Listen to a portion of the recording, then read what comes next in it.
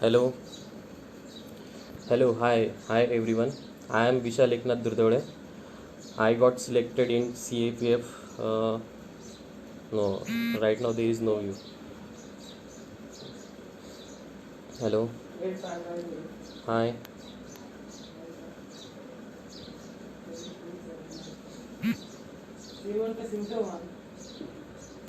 hello. Yes. Now I think it's 12 o'clock. Let's start. Good noon to everyone. I am Vishal Eknath Durdode. I got into the CAPF in 2016 exam, and I got allocated the CRPF. Before starting this, I would like to introduce myself. I have done my mechanical engineering from COAP College. After that, I have worked with SR Projects India Limited for 26 months. After that, while working, I have decided that I will go for the civil services preparation, and then I started for the civil services preparation. While preparing for the civil services, I have also completed my law from ILS Law College. There is comment that Hindi में बोलना चाहिए. Okay, I will try Hindi and English both. तो मैंने ILS से मतलब law भी complete किया है. 2018 में पास आउट हुआ हूँ. While preparing for the law, while doing law, I got selected in 2016. Now I joined. I took extension of 1 year so that I can prepare civil services more. Then in 2019, after extension, I was not able to qualify in civil services, so I joined CRPF.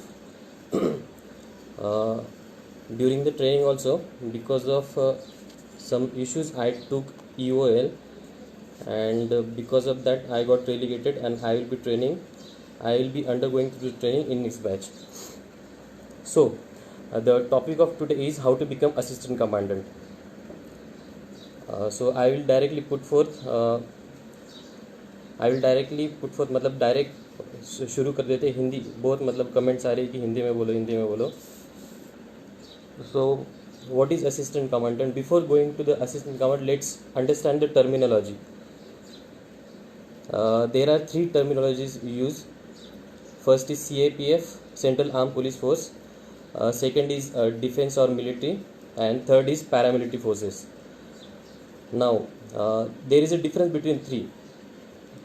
Let me tell you, the defense everyone knows, it comes under Ministry of Defense, and it generally handles the issue of external security.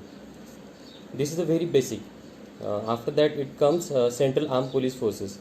Central arm police forces, फिर से हिंदी में आ रहा है ना. Central arm police forces आती है ministry of home affairs के under, and central arm police forces generally internal security and guarding borders during the peace time, इसको थोड़ी सी इसके फंक्शनिंग देखती है.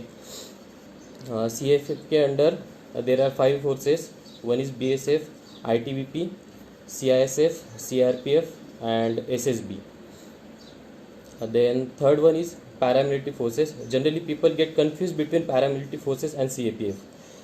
The paramilitary forces, actually in paramilitary forces the officers leading or giving commands are from military background. Those are inducted from the military, and its administrative control, it comes under Ministry of Home Affairs. So these are the basic differences between CAPF, military or defense, and paramilitary forces. Before starting actual preparation, you should know this difference. So generally while preparing CAPF, the awareness about the Central Armed Police Forces in southern states of India.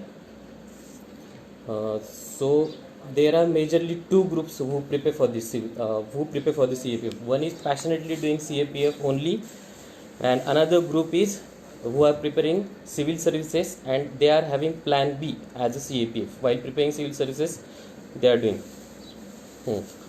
Now these are basically 2 groups. I will come back to the exam pattern of the CAPF. The exam pattern of CAPF exam consists of 3 stages. First stage is written exam. Second stage is physical standard or physical efficiency test and medical test, and third stage is personality test and interview. Now we will go step by step understanding this of written examination stage. Generally people call it as prelim test. Just like civil services, it is called as prelims test.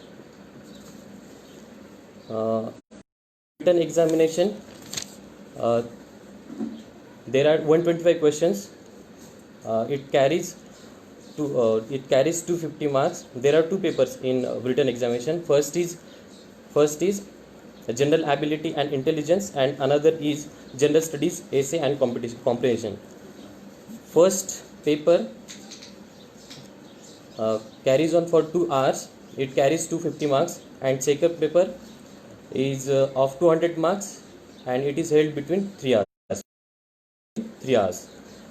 So these 2 papers, written examination, 2 paper general ability and intelligence, and second paper general studies and essay comprehension, both are conducted on the same day.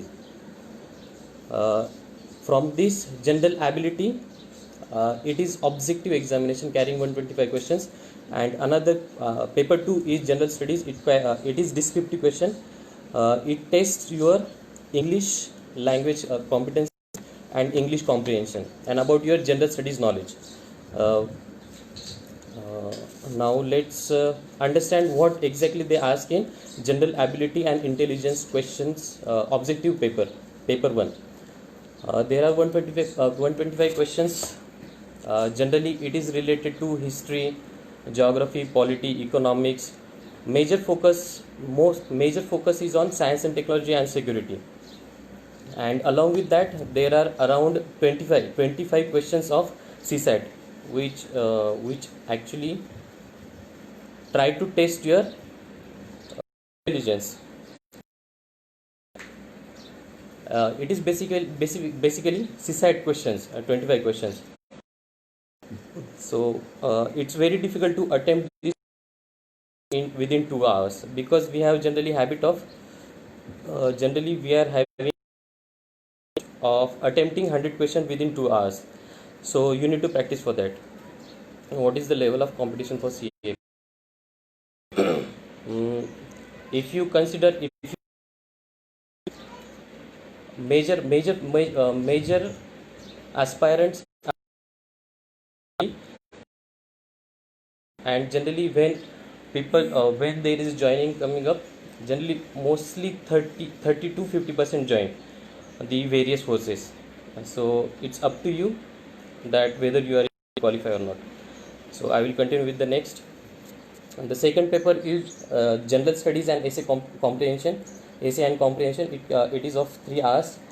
It is divided in 2 parts. Part A and another part is part B.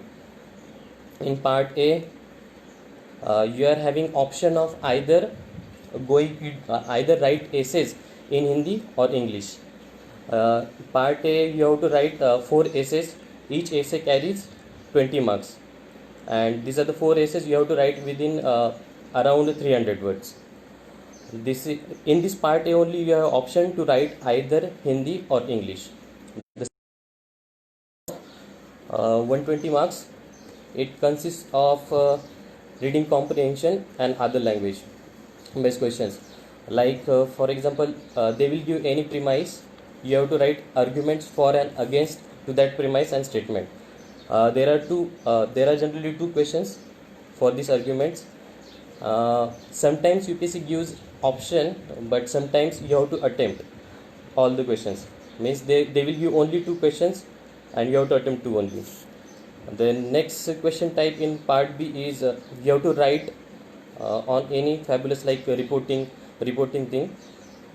So you have to give report in written format. There will be 2 reports you have to write for 10 marks each. Then you have to write third type is precise writing. Precise writing carries 15 marks. The fourth fourth type is reading comprehension. You will be given the passage and there will be 4 or 5 question. Okay, Hindi में भी बोलो. हाँ, पांचवा type रहता है reading comprehension. उसमें चार question रहते हैं और 4 क्वेश्चन को, ईच क्वेश्चन, हर एक क्वेश्चन को 5 मार्क्स रहते हैं. About book list. Okay, 5 question को, ठीक है, 5 marks for each question and it carries 20 marks reading comprehension. And another thing is grammar and use of the phrases in the sentences. It carries 25 marks. So total it comes out, part B comes out 120 marks and part A we talked about, it comes out 80 marks. It comes 200 marks total. ये होता है general studies का दूसरा paper. अब ये हुई written examination. Written examination में मैं पहले पूरा मतलब ये एग्ज़ाम का पैटर्न बोल देता हूँ, बाद में बुक लिस्ट के बारे में बोलता हूँ. ठीक है.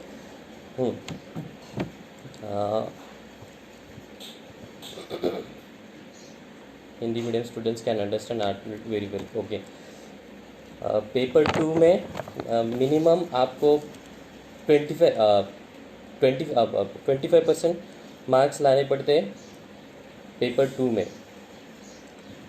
If you are able to clear cut off paper 1 and along with that you have to carry minimum 25% of marks. कम से कम 25% मार्क्स आने चाहिए आपको पेपर 2 में, तभी आप एलिजिबल रहोगे मतलब एग्ज़ाम कट ऑफ क्लियर करने के लिए. ये जो प्रोविज़न है, ये जो मैंने बोला कि 50 मार्क्स चाहिए पेपर 2 में, ये एक सर्विसमैन को अलाउड नहीं. उनको इससे कम मतलब 15% ही मिलेंगे तो अच्छा रहता है. 30 marks is more than sufficient for them to qualify. अब ये हुआ मतलब पूरा रिटन एग्जामिनेशन का पैटर्न. जो 2 पेपर रहते हैं एक ही दिन में हो जाते हैं. अब मैं बुक लिस्ट के बारे में बोलता हूँ थोड़ा. हिस्ट्री, ज्योग्राफी, इसके लिए मतलब I will share the PDF also here इस पे SRI के पेज पे. हिस्ट्री के लिए ओल्ड NCERT पढ़ते हैं, ancient, medial and modern India के. बाद में इसके अलॉन्ग विथ जो नए NCERT भी आए वो भी पढ़ने पड़ते हैं. But before reading secondary sources you have to finish up with old. मतलब पहले प्राइमरी सोर्सेस वगैरह फुलफिल करने चाहिए. एक बार आपने अगर एंशंट इंडिया का पुराना NCERT पढ़ लिया तो नया NCERT पढ़ने के लिए, जो NCERT है वो पढ़ने के लिए आप पूरी रिवीजन होने, एक बार पूरा पढ़ने के बाद आप पढ़ सकते हो. मतलब हर सब्जेक्ट के सारे सोर्सेज कंप्लीट के बाद, एक सोर्स कंप्लीट करने के बाद आप सेकेंडरी सोर्सेज पढ़ सकते हो. तो हिस्ट्री के लिए ओल्ड NCERT मैं प्रेफर करता हूँ, ancient India, modern India and medieval India के. आप कौन सी भी वेबसाइट पे जाइए जो UPSC के लिए बोलते हैं वो यूज़ कर सकते हैं. बाद में ज्योग्राफी के लिए 6 स्टैंडर्ड से लेके 12वीं स्टैंडर्ड तक सारे NCERT, 6 स्टैंडर्ड से लेके 12वीं तक सारे NCERT आपको पढ़ने चाहिए. देन इकोनॉमिक्स के लिए either go for Indian economics by Ramesh Singh और श्रीराम IAS के जो नोट्स मिलते हैं मार्केट में अवेलेबल रहते हैं उसके. अलॉन्ग विद दैट इकोनॉमिक्स के you have to go with the budget और नेक्स्ट प्लीज ड्रॉप. ठीक है, इकोनॉमिक सर्वे और बजट इकोनॉमिक्स के लिए. बाद में एनवायरनमेंट के इतने ज़्यादा क्वेश्चन नहीं रहते CAPF के एग्ज़ाम में. सो एनवायरनमेंट यू शुड, मतलब आपने एनवायरनमेंट के स्टडीज़ के लिए दोज हुआ मतलब जो सिर्फ CAPF प्रिपेयर करें उन्होंने एनवायरनमेंट की स्टडीज़ को आखिरी में रखना चाहिए. Last priority for the environment before, मतलब सभी कंप्लीट करने के बाद आप वो कंप्लीट कर लीजिए. बाद में science and technology and security, ये जो दो थोड़े बहुत मतलब इम्पोर्टेंट रहते हैं CAPF एग्ज़ाम के लिए. तो साइंस एंड टेक के लिए 7th, 8th, 9th and 10th ये तीन स्टैंडर्ड की NCERTs पढ़ लीजिए. इसके बाद जो करंट अफेयर्स रहते हैं साइंस एंड टेक के, मतलब vision IAS, forum IAS, IAS बाबा, इसमें से मिनिमम 2 सोर्सेस यूज़ कीजिए, minimum 2 sources for science and take current affairs. मैं स्पेसिफिकली साइंस एंड टेक के ही करंट अफेयर्स पे ज़्यादा फोकस दिया है, क्योंकि ये इस पे ज़रा CAPF एग्ज़ाम में थोड़ा सा ज़्यादा फोकस रहता है। और साइंस एंड टेक होने के बाद हो गई security. Security generally 2-3, but traditional book में मैं आपको एडवाइस करूँगा ट्रेडिशनल बुक पढ़ने की कोई ज़रूरत नहीं है अभी। आप सिर्फ करंट अफेयर्स पे 2-3 सोर्स जो अवेलेबल रहते हैं मार्केट में, vision IAS, forum IAS, then अभी इनसाइट्स ऑन इंडिया अवेलेबल है, इसमें से कोई भी 2 सोर्सेज यूज़ कर सकते हैं।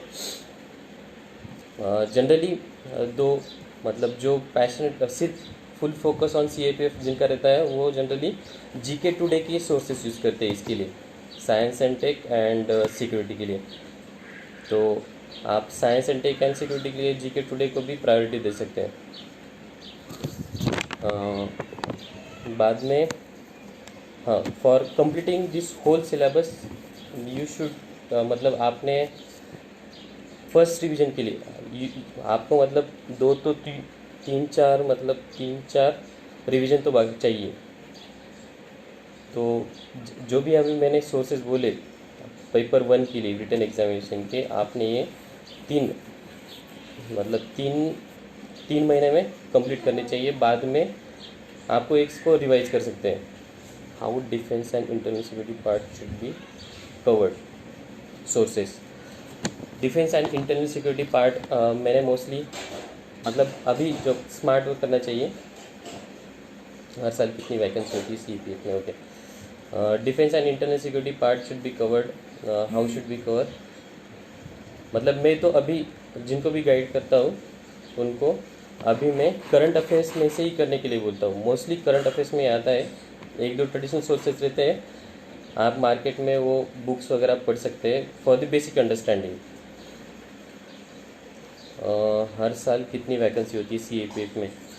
जनरली वैकेंसी वैरी होती है, मतलब अराउंड 300 प्लस माइनस 50-60 ऐसे हो जाता है। तो 300 आप एवरेज पकड़ लीजिए। और इसमें से हर साल ज्वाइनिंग रेशो भी, मतलब एट्रिशन रेट बहुत ज़्यादा होने की वजह से 150%, 30-50% लोग ज्वाइन करते हैं, डिपेंडिंग अपॉन, मतलब हर एक की अलग अलग कंडीशन है, उस पर डिपेंड करते हैं। अब ये हो गया मतलब रिटन एग्जामिनेशन का स्ट्रक्चर। नाउ इसके बाद written, if you qualify, if you are able to clear the cut off, तो आपको मतलब फिज़िकल टेस्ट के लिए कॉल किया जाता है। फिज़िकल टेस्ट के लिए आपने ऑलरेडी सेंटर दिया होता है, तो फिर उधर जाके there are various parameters of physical test, मतलब फिज़िकल एफिशिएंसी टेस्ट के, वो आपको फुलफ़िल करने पड़ते हैं। आप अगर मतलब सर्च करोगे तो आपको फिज़िकल पैरामीटर्स मिल जाएंगे। अगर चाहिए तो, अगर किसी का क्वेश्चन है तो मैं अभी आपको बोल सकता हूँ।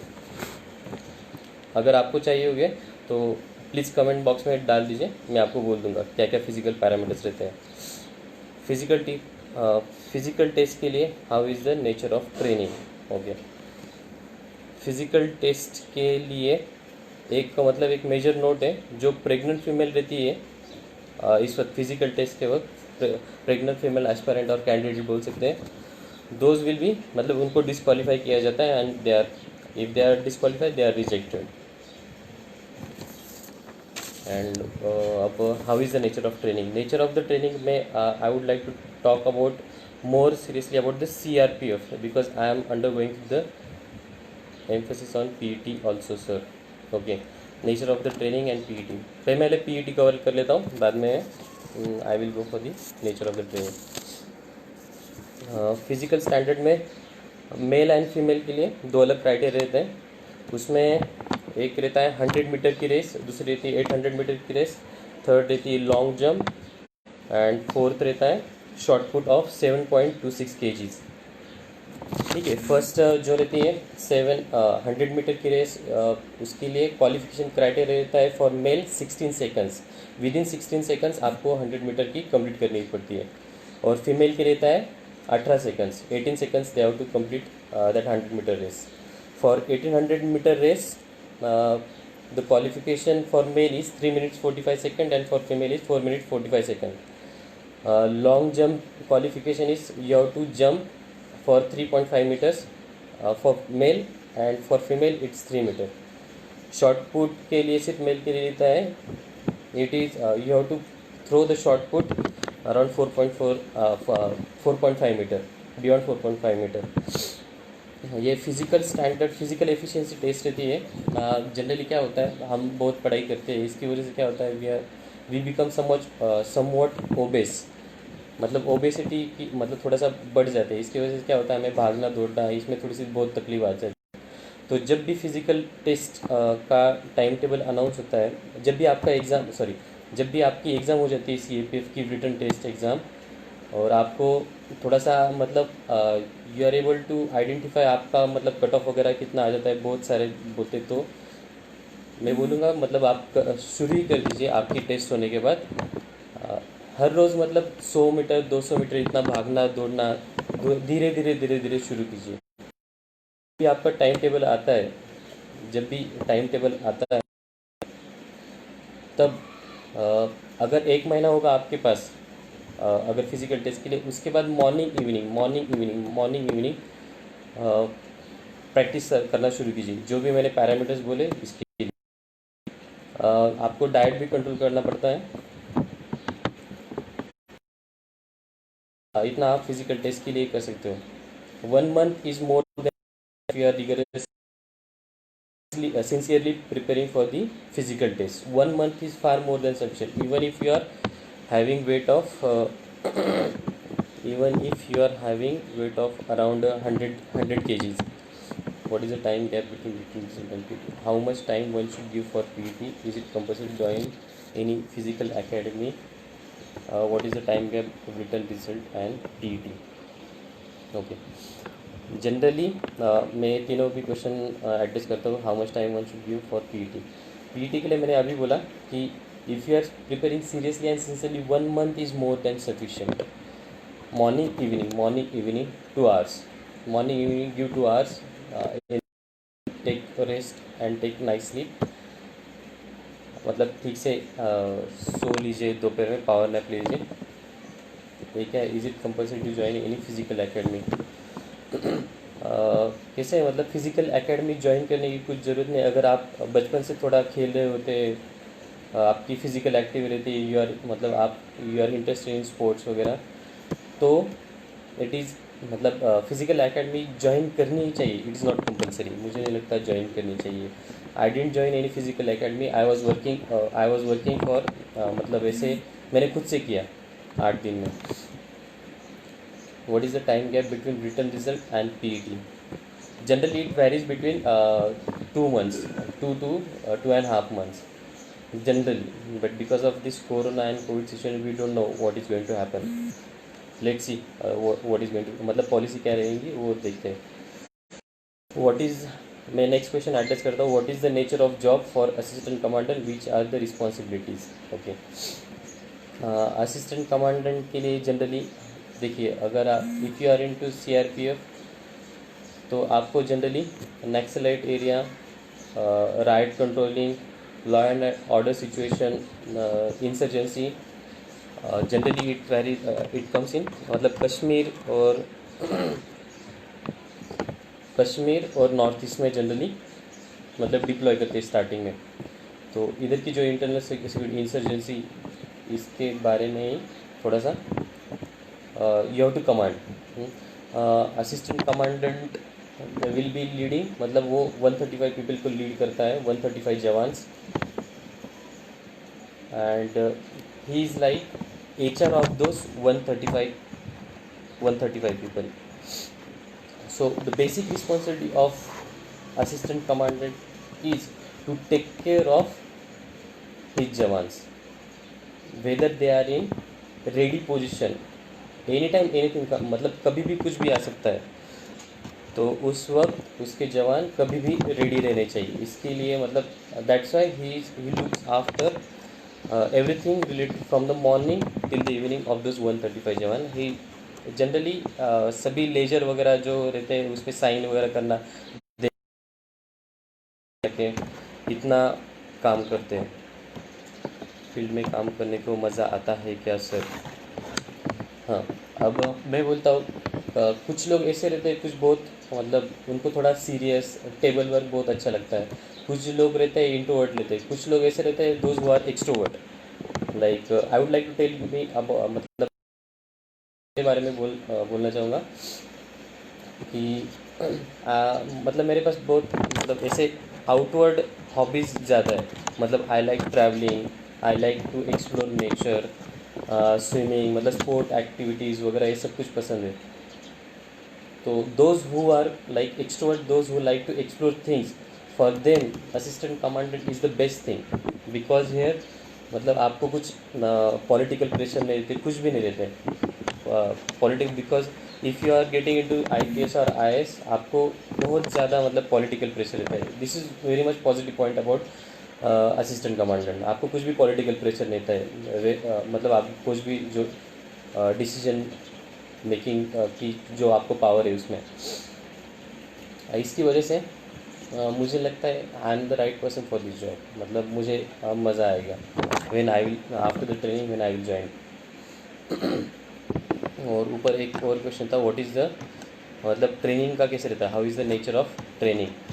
ट्रेनिंग में कैसे रहता है, early morning you have to wake up. मतलब संडेज का सॉरी समर में आपको जल्दी जल्दी उठना पड़ता है 4:30 को ही।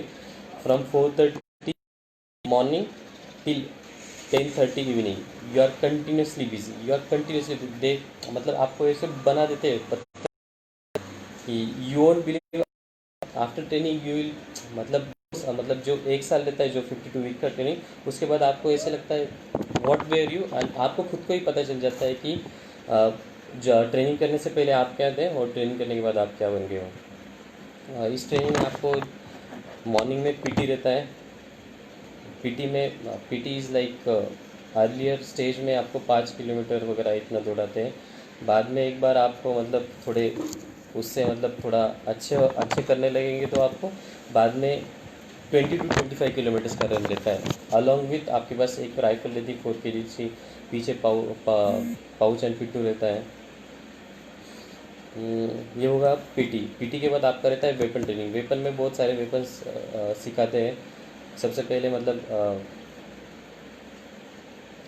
जो वेरियस वेपन्स रहते हैं, various tell us about interview, what type of question asked. Okay, I will cover this first and इसके बारे में थोड़ा सा बोलता हूँ, पर्सनैलिटीज एंड इंटरव्यू के बारे में। हाँ, बाद में वेपन ट्रेनिंग दी थी, वेपन ट्रेनिंग फॉर 2-3 आवर्स। बाद में आपको 10-15 मिनट में भाग के आपको एकेडमी में पहुंचना पड़ता है। एकेडमी में जाकर आपको सब कुछ चेंज वगैरह करना पड़ता है। I will tell you about that change. और बाद में आपको breakfast within 15 to 20 minutes में ब्रेकफास्ट करना पड़ता है। बाद में फिर से आपको क्लासरूम टीचिंग, मतलब जो अपने क्लासरूम टीचिंग में जनरली वो सिखाते हैं हमको जो ऑफिशियल लेटर रहते हैं, मतलब ऑफिस ऑर्डर कैसे बनाते हैं, how to make, how to draft. आपको ड्राफ्ट वगैरह नहीं करने पड़ते, but it's part of training, you should know how to draft. तो वेरियस लेटर्स रहते हैं, ऑफिशियल लेटर्स, उसके बारे में थोड़ा पढ़ाते हैं। लॉ मॉड्यूल रहता है, IPC CRPC, उसके बारे में पढ़ाते हैं। बाद में मैनेजमेंट के लेक्चर्स रहते हैं। और बाद में गेस्ट लेक्चर भी रहते हैं, जो ऑलरेडी सर्व कर चुके हैं ऑलरेडी, और those who are already senior, वो सभी आता है सिखाने के लिए, मतलब दोज एक्सपीरियंस शेयर करने के लिए। बाद में आफ्टर दैट आपका 1-1:30 बजे लंच होता है। लंच के बाद आपको स्टार्टिंग में ड्रिल सिखाते हैं, और बाद में अलग अलग चीज़ें, मतलब उसमें ऐड ऑन जो ट्रेनिंग के लिए हो ऐड ऑन करते जाते हैं। And in the evening they will teach you sports, various sports activities होती है। जनरली पहले 1-2 महीने में पहले सिखाते ही आपको वॉलीबॉल हुआ, बास्केटबॉल हुआ, हैंडबॉल हुआ, मतलब those who are which are team sports, generally इस पर ज़्यादा फोकस करते हैं। इसके बाद आपको अगर इसमें किसी ने भी किया, मतलब ट्रेनिंग के तो अलग ही मज़े हैं। मतलब आप ट्रेनिंग करते हो तो आपको पता चल जाता है ग्रुप में आप कैसे करते हो। ट्रेनिंग करते वक्त कुछ भी आपसे गलती हुई, मतलब जो डिसिप्लिन रहता है ना, डिसिप्लिन, क्योंकि हम ऐसे मतलब डिसिप्लिन जनरली हम सिविलियन रहते हैं, तो they have to make us disciplined force, मतलब हमें डिसिप्लिन लगाना रहता है। तो इस डिसिप्लिन के लिए हमें बहुत बार रगड़ा मिलता है। जनरली वो लैंग्वेज में, मतलब वर्नाक्युलर लैंग्वेज में उधर रगड़ा ही बोलते हैं। तो हम्म, ओके, हाँ, रगड़ा बोलते हैं। तो बहुत सारे रगड़े मिलते हैं, आप रगड़े से बहुत स्ट्रांग बनते हो। रगड़ा भी ऐसे रहता है कि इट विल मेक यू मतलब मोर स्ट्रांगर, मतलब वो भी साइंटिफिक रगड़ा रहता है। ऐसे ही कुछ भी करना है इसलिए ऐसे करते नहीं हो। साइंटिफिक अगर मतलब वो डिसाइड करते हैं अगर आपको रगड़ा देना है तो they are just looking for small mistake, मतलब सिर्फ एक छोटी सी मिस्टेक ढूंढते हैं और उस पर रगड़ा देते हैं सबको। और ऐसे नहीं कि आपने अगर अकेले ने गलती की तो आपको अकेले कोई सज़ा मिलेगी। It's like if you are मतलब एक ने मिस्टेक की तो पूरे बैच को रगड़ा मिलता है। Life long career sir field पर ही होता है क्या? नहीं, life long career after after getting promoted to DC you will get, मतलब लाइफ लॉन्ग करियर फील्ड पर ही नहीं होता है। असिस्टेंट कमांडेंट ये फील्ड पोस्टिंग रहती है। असिस्टेंट कमांडेंट का आपका टेन्योर वेरियस फोर्सेस में अलग अलग है। तो इसमें से आप एक बार प्रमोटेड हो जाते हो डिप्टी कमांडेंट तो आपको जनरली हेड क्वार्टर की पोस्टिंग मिलती है।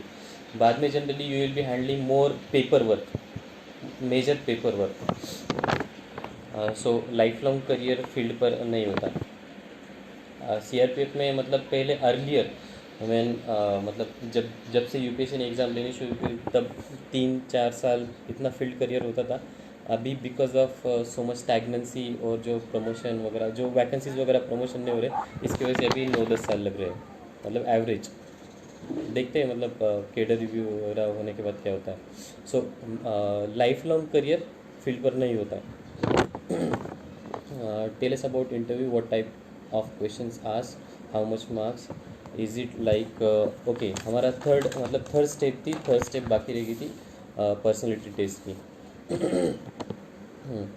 How much marks, is it same like C C D, your experience, which board you got and tell some of the questions that were asked to you. Okay. Personality test after you qualify, पहले आपने written test का cut off clear किया, बाद में you qualified this physical efficiency test and medical test, then you will be call upon, मतलब आपको interview के लिए कॉल करते हैं, ठीक है।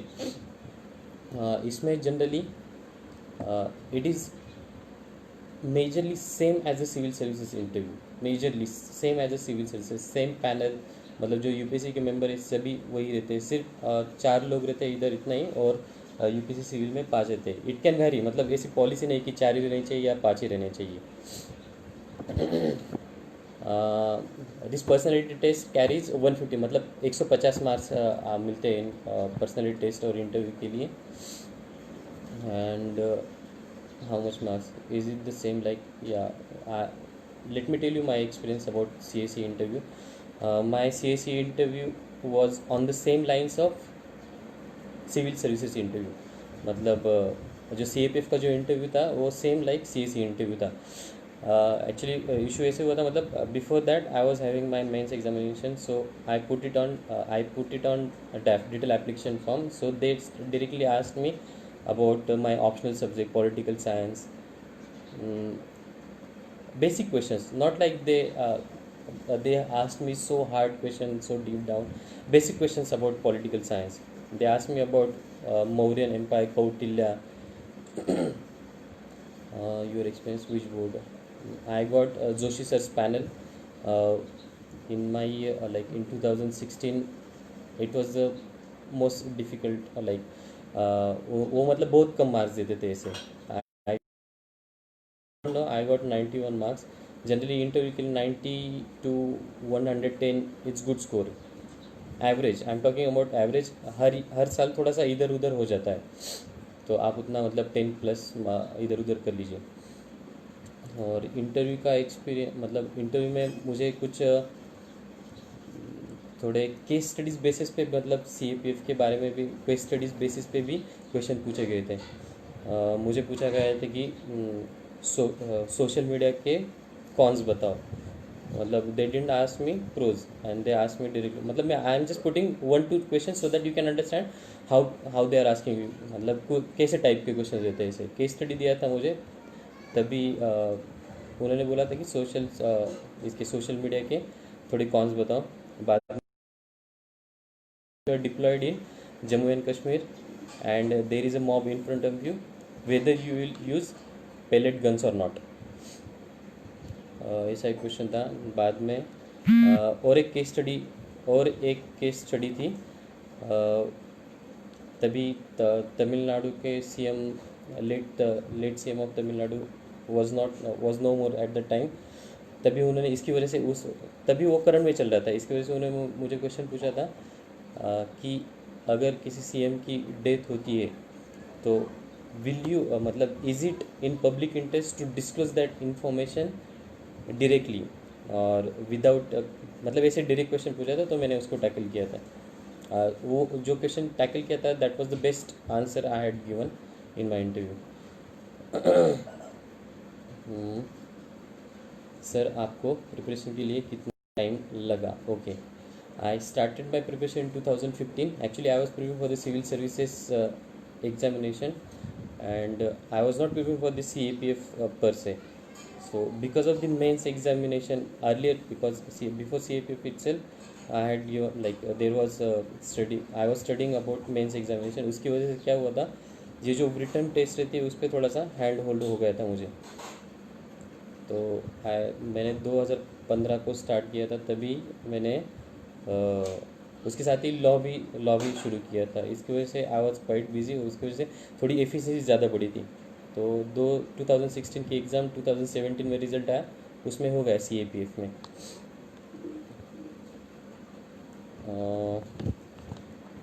अब हो गया पर्सनैलिटी, मतलब हमने अभी तक कवर क्या क्या किया है। We looked after the terminology, then pattern of the examination. Sir salary and perks के बारे में बताइए। ओके, अभी मतलब अब CAPF मतलब CAPF exam, this is group A service, so salary and perks are equal to all the group, मतलब all the group A services. Basic pay is 56,100 rupees. From that मतलब LPS वगैरह थोड़ा आपका cut जाता है, और बाद में आपको बाकी अलाउंसेस बहुत मिल जाते हैं। इफ़ यू आर मतलब अगर आप सिर्फ फोर्स में रहने वाले हो, if you are like passionate about the forces, after finishing off training the salary of मतलब फील्ड पोस्टिंग के लिए रिस्क अलाउंस एक स्पेसिफिक रहता है। फोर्सेस के रिस्क अलाउंस मिलता है 25,000 मोर, मतलब जो भी आपकी सैलरी बनती है उसके ऊपर 25,000 आपको रिस्क अलाउंस मिलते हैं।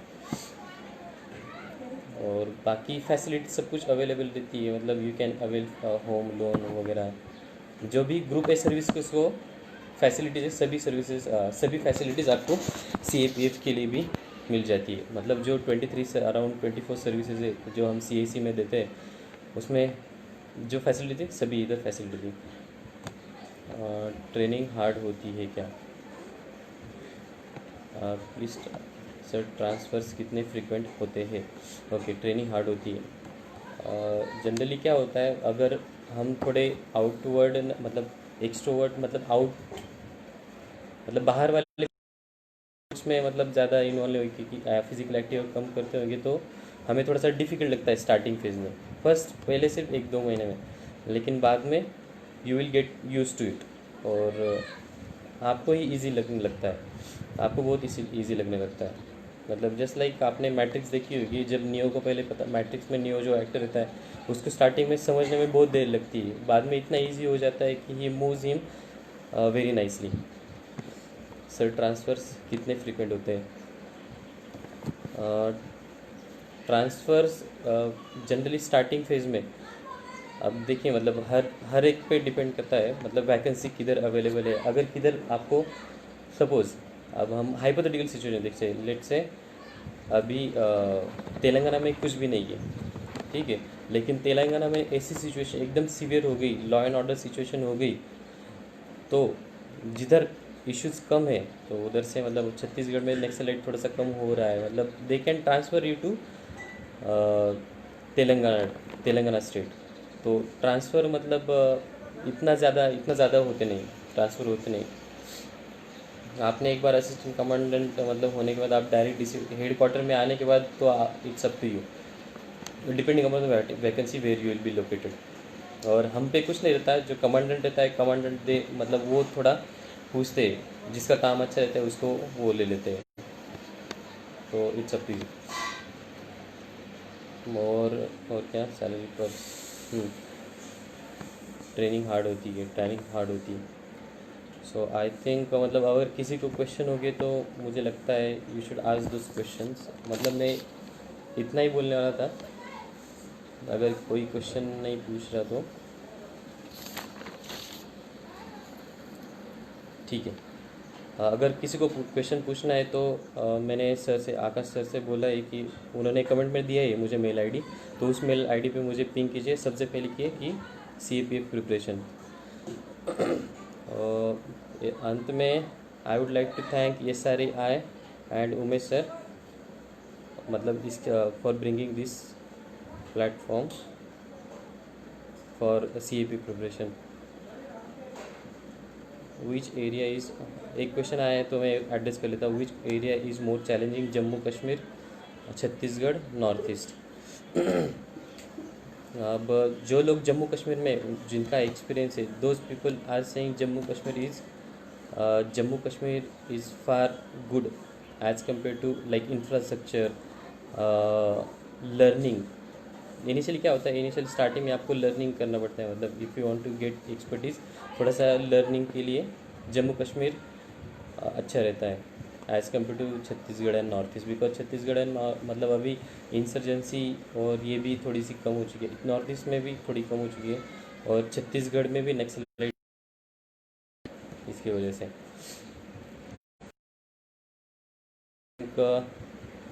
Umesh sir and SRI team for bringing this platform. Hopefully मतलब अगर ऐसा ही कुछ रिस्पॉन्स मिला तो हम डिटेल में CAPF, how to prepare for the CAPF, हम डिटेल में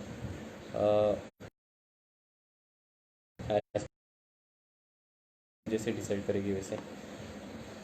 सो I would like to end with this, क्योंकि कैसे है मतलब मैं कुछ भी बोलूँगा, you have to prepare. So I would like to end with just small saying, push yourself because no one else is going to do that for you.